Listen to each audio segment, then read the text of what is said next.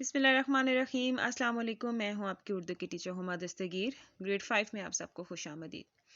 Grade 5 कल हमने अपना सबक किया था सिंगापुर की सैर।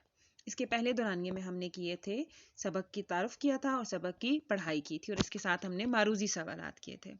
आज हम करने जा रहे हैं अपने सबक का दूसरा दौरानिया। दूसरे दौरानिए में आपके पास क्या मौजूद है? दूसरे दौरानिए में आपके पास है अल्फाज, मायनी और जुमले।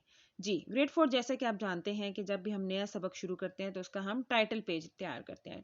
ठीक है, सबक का नाम लिखेंगे टाइटल पेज पे, और नेक्स्ट पेज पे फिर आप लिखेंगे डेट, डे, क्लास वर्क, ठीक है, उन्वान और सरगर्मी। अल्फाज, मायनी, पेज के दरमियान में आप एक लाइन लगाएंगे। अल्फाज भी आपने पेंसिल से लिखने हैं और मायनी भी आपने पेंसिल से लिखने हैं। एक एक लाइन छोड़कर काम करना है। खुशखती का बहुत ज़्यादा ख्याल रखना है। जी, पहला लफ्ज़ क्या है आपके पास? रियायती, जिस चीज़ में कमी की गई हो। माजरत, माफ़ी। बुलंद, ऊंचा। कतार, एक लाइन में खड़े होना। गुमान, धोखा या ख्याल। समा, मंजर।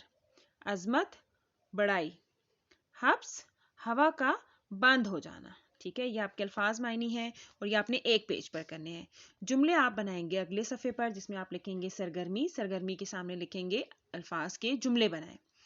आपने हर लफ्ज़ का एक एक जुमला बनाना है, एक एक लाइन छोड़कर बनाना है। जो अल्फाज होंगे वो आपने ब्लैक पॉइंटर से लिखने हैं, और जो जुमले आप बनाएंगे वो पेंसिल से बनाएंगे, एक एक लाइन छोड़कर।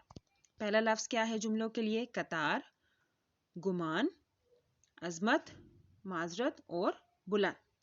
ग्रेड 5 ये आपने अपना काम उर्दू की नोटबुक पर करना है।